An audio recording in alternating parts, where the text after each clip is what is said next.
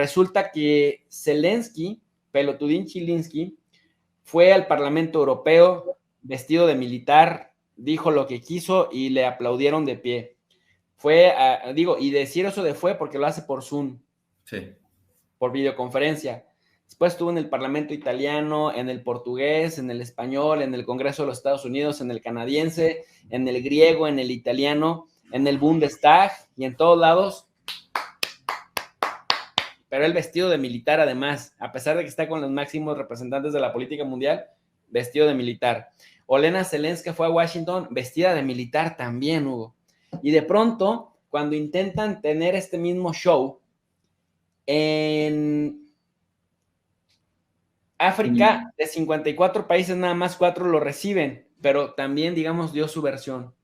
Oye, quiso hablar aquí, en el Mercosur, y en el Mercosur le dijeron, nada, aquí no necesitamos que hables.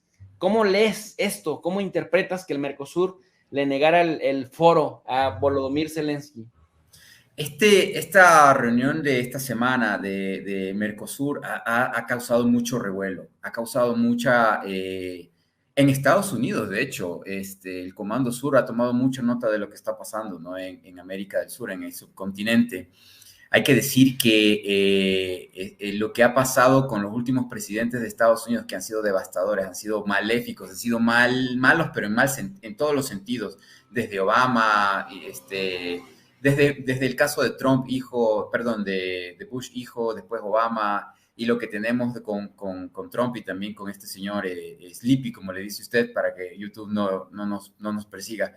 Se demuestra y se ve que realmente América del Sur por fin está viviendo la globalización. ¿A qué voy? Casi ninguno de nuestros países de América del Sur ha tenido la posibilidad de realmente ver, de relacionarse con el planeta, ¿no? Siempre era a través de Estados Unidos, siempre era a través de Europa. En el momento actual, los 4 que integran, que son realmente los fundadores del Mercosur desde los 90, ya 30 años, estamos hablando de Uruguay, Paraguay, Argentina y Brasil, no se quedaron de acuerdo, o la mayoría dijo que Zelensky que el tema de Ucrania realmente no se lo debe tratar de manera abiertamente, nosotros no estamos involucrados en ello y tampoco nos conviene involucrarnos en ese tema, ¿no? Él quiso conversar y dialogar acá, como usted lo menciona, con esto de la ropa militar, ¿no? Con esa semiótica, ¿no? Decir que él está con su pueblo batallando cuando está tomando el té todos los días ahí en el palacio, en un búnker en Kiev, ¿no? No conoce, no ha estado en la guerra, aunque se ha tomado fotos siempre que pueda acercarse un poquito a algún lugar, ¿no? Sí, la calle Pou es hasta el momento el único de los presidentes del Mercosur que no habló con Zelensky, ¿no? El ucraniano dialogó el 6 de julio con Mario Abdo Benítez de una conversación en la que le pidió participar en la cumbre del bloque. Paraguay y Uruguay están teniendo una crisis un poco compleja con Brasil y con Argentina. No hay una interconexión. De hecho, en el mismo Uruguay se habla y se menciona de que ¿para qué más el Mercosur? No ha logrado los objetivos realmente desde que fue fundado, no se han completado, no se ha logrado absolutamente nada en el Mercosur. Es lo que están diciendo algunos líderes, incluso cuando tuvo cierto poder, cierto empuje, cuando todavía no existía la UNASUR, cuando Chávez estaba gobernando en Venezuela, cuando Kirchner estaba en Argentina, cuando Lula estaba en Brasil, cuando todavía los BRICS no despuntaban, no existían los BRICS. Se pensaba que había que utilizar todos los espacios de diálogo y de trabajo en conjunto en Sudamérica, y lo que existía en ese momento era el Mercosur, el Merconorte. En el caso del Merconorte desapareció, no existe el Merconorte, ¿no? Lo que tenemos ahorita son 2 entidades, instituciones que han sobrevivido al neoliberalismo y también a la época de derecha de estos últimos 5 años para atrás, que es por ejemplo, lo del Pacífico desapareció, así como empezó, desapareció, que nos queda lo que les mencionaba, la Comunidad Andina de Naciones, que por la estructura organizativa que tiene, que los países aportan, de alguna manera existe o subsiste, no ha realmente logrado evolucionar en nada, y de ahí tenemos el Mercosur, que sobrevive al Merconorte, que desapareció, y el Mercosur, que podría haber sido algo de integración más amplio, por estas luchas de ideología, ¿no? Sacaron a Venezuela, lo vetaron, Bolivia no logró ingresar porque obviamente es la de Evo, y sucesivamente pasan algunas condiciones, se quedó en la historia, no logró los objetivos, no logró que haya libertad, flujo de movilidad de personas, de mercancías, así también como de personas. Ni siquiera las mercancías logran ese proceso. Entonces Zelensky buscaba tal vez tener este apoyo, no entiende Zelensky más allá de su núcleo, de su lugar de influencia. Zelensky no conoce, no estudió relaciones internacionales como el profe, no conoce de comunicación estratégica, no trabaja en estas condiciones. Es un comediante que sí sabe de comunicación en cierta manera, ahí demagógica en su país por toda la gente que trabaja con él, se viste de militar y todo, se mete en una guerra, como ya lo mencionamos al comienzo del programa, de pérdida absoluta, con europeos que todavía creen que que tienen su concepto de victoria de la posguerra fría, de las invasiones y de los bombardeos de la OTAN en varios países, todavía creen que el mundo es el de los 90, cuando se destruye Yugoslavia, se la bombardea y que todo puede ser paz y felicidad para ellos. El mundo cambió. ¿Y por qué cambió también en cierta manera? Porque desde hace 30, casi 40 años, casi todos los países de América del Sur empezaron a permitir embajadas de China y de Rusia. Eso está empezando a cambiar la magnitud de las condiciones en este subcontinente. Porque antiguamente, como lo vengo y lo repito, si existía un mundo, ese mundo lo veíamos los sudamericanos a través de Estados Unidos, de Europa, y por ahí algo gracias a México, que siempre tuvimos relaciones. México era como nuestra vista hacia el norte y hacia los demás países, pero como México estuvo invadido por estos priistas, por toda esta venta, este regalo prácticamente de México hacia Estados Unidos, donde no había política propia de México. Entonces, el resto hacia el sur estábamos completamente perdidos en las nebulosas, no existía una orientación.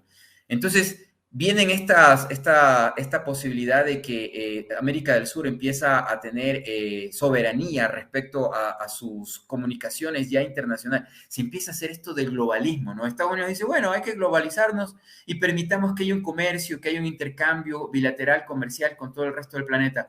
Y lo que no se dieron cuenta es que lo que pasó fue que la China, la Rusia, y ahora, ¿por qué no decirlo? India está empezando también a abrir embajadas. Ecuador no tiene todavía una embajada, por ejemplo, de la India, pero varios países ya lo tienen Colombia, lo tiene Venezuela. Entonces, las grandes potencias del siglo XXI se están empezando a relacionar. Empieza algo a ocurrir que es los BRICS, algo que no le prestaban atención en absoluto y que empezó a tener cierta fuerza porque Brasil está allí. Y Brasil de Lula como lo dijo Lula en su Twitter ayer, y sin pelos en la lengua, ¿no? Realmente él reconoce, y yo tengo que reconocer, y creo que todos los brasileros reconocen que fue el mejor presidente de la historia del Brasil. No ha habido otro presidente mejor que él. Entonces, empieza a darse ese ejemplo de Brasil, que Brasil empieza a abrirse, porque ni Brasil tenía soberanía política, geopolítica internacional, no existía. Tenías lo de Itamaraty, pero Itamaraty actuaba en función de Portugal, o sea, no era realmente soberanía lo que ocurría en nuestro continente. Entonces, ahora sí se puede decir que existen estas condiciones, ahora sí se puede decir que abiertamente China financia proyectos de estructura en América. Se puede decir que Rusia compra más de 4.000 millones de dólares cada año a Ecuador directamente, sin intermediación de la Unión Europea. Ahora se puede decir que hay estructuras, hay infraestructuras, hay posibilidades y se compite en el mismo camino, ¿no? Entonces, Mercosur casi todos estos países dependen de China. No hay posibilidad de que, y ahorita que se da esta crisis, ¿qué es Ucrania para Uruguay? ¿Qué es Ucrania para la Argentina? Cuando ambos países desde hace tiempo están buscando financiamiento, en el caso de Uruguay, más de 40.000 millones de inversión en puertos de aguas profundas que no se dan porque el gobierno actual de la calle Pou, que al principio era el aliado de Estados Unidos en la región con Paraguay, de repente se da cuenta de que en 3 años no hizo absolutamente nada y que de repente ahora sí quiere salirse por la puerta grande diciendo que por lo menos le va a dar al Uruguay un tratado de libre comercio con la China, ¿no? Cuando esto lo que hay es simplemente un análisis, una prefactibilidad que puede demorar 10 años prácticamente, fácilmente, ¿no? Y le dice a la Argentina que tiene mucho más acercamiento con Rusia, porque Uruguay ve, como dicen en el fútbol, ¿no? Uruguay lo ve en televisión comiendo papa frita, como pochoclos le dicen en el Uruguay, creo que le dicen palomitas de maíz en México, ha visto cómo a la Argentina ha tenido soberanía, siendo Fernández un poco errático en su política, no es realmente una persona muy inteligente respecto a aquello, pero de todas maneras ve a la Argentina en el foro del G20, ve a la Argentina ya casi a un pie que China le dice, sí, está bien, tú puedes participar, por mí participarías ya de los BRICS desde mañana. Obviamente cometió errores y Rusia lo vetó, dijo no. Vamos a ver qué pasa el próximo año, ¿no? Pero por los errores del presidente de la Argentina. Pero tenemos esas posibilidades. Un Paraguay que está completamente anulado porque su gobierno de ultraderecha no ha logrado absolutamente nada. Entonces Paraguay, que es la sede ahorita para poder hacer algo, para poder buscar algún camino de alguna victoria de política regional, no logra absolutamente nada. No va Lula, perdón, no va Bolsonaro a esta cumbre de presidentes, ¿no? Bolsonaro no va, no le interesa, no le participa en absolutamente nada, porque realmente el Mercosur está padeciendo. Eso no lo sabe Zelensky. De todas maneras, Zelensky dice, bueno, voy a participar en el único foro que queda en América, porque la UNASUR fue destruida por los neoliberales y por el Comando Sur de Estados Unidos. Entonces, en donde se reúnen los sudamericanos, que son muy amigos de China y Rusia, me voy a presentar. Y le dicen, no, o sea, disculpe, aquí vivimos un pragmatismo, nosotros no podemos pelearnos con China, y peor con Rusia, que ya ganó la guerra, eso se sabe, eso se entiende, eso se comprende. Nosotros estamos teniendo acuerdos, estamos teniendo negociaciones tanto con Rusia como con China, nosotros estamos esperanzados de poder ingresar a los BRICS, nosotros estamos interesados demasiado en vender toda nuestra producción hacia China, Rusia y la India, que son aliados estratégicos de Rusia en este caso. Entonces, Zelensky realmente ya está empezando a ver que definitivamente está quedando solo, ¿no? Todavía tiene Europa, todavía tiene algunos foros, todavía tiene Estados Unidos que se va a seguir manejando este discurso hasta que ya prácticamente se han agotado completamente todas las cartas que puedan utilizar, como fue el caso de Guaidó con Venezuela, y que definitivamente fue un fiasco, fue un fracaso rotundo la intervención de Trump en Venezuela y que se extendió con Biden. Entonces, definitivamente son otros tiempos, definitivamente es peligroso lo que está pasando. Obviamente, yo como sudamericano digo, esto es recontra hiper peligroso porque la CIA y el Comando Sur anotan todo y dicen, oh, aquí está pasando algo, hay que ver si lo envenenamos a Lula, porque si Lula gana las elecciones, se puede rehacer la UNASUR, está Venezuela con Maduro, y en menos de 6, 8 meses pueden replantearse totalmente toda la política del subcontinente. Solo lo apoya Ecuador públicamente por Lazo, el lazo al cuello que se echaron los ecuatorianos, y Boric, ¿no? De Chile, que sorpresivamente ha resultado, si te parece que Fernández es errático, que a mí me parece que es bastante traidorzuelo, que se intenta manejar por la realpolitik, yendo por un lado con su discurso y por otro lado con sus acciones, más que errático, bueno, se me hace un traidorcillo, pero Boric, que coincida con Guillermo Lazo, está cañón y parece ser que son los únicos que le apoyan por acá. Ahora sí. Algo que para poder, sí, no quisiera salir del Mercosur solamente para mencionar esto. En América del Sur, varios países dependen del armamento ruso. Perú, en su 95%, todo su armamento es ruso. Venezuela, prácticamente todo su armamento es ruso, incluso sofisticado. Brasil, en un 45%, tiene armamento ruso que necesita ser repotenciado, modernizado, etcétera, etcétera. Entonces Rusia tiene mucha influencia en el campo militar, pese a que también lo tiene Estados Unidos, obviamente.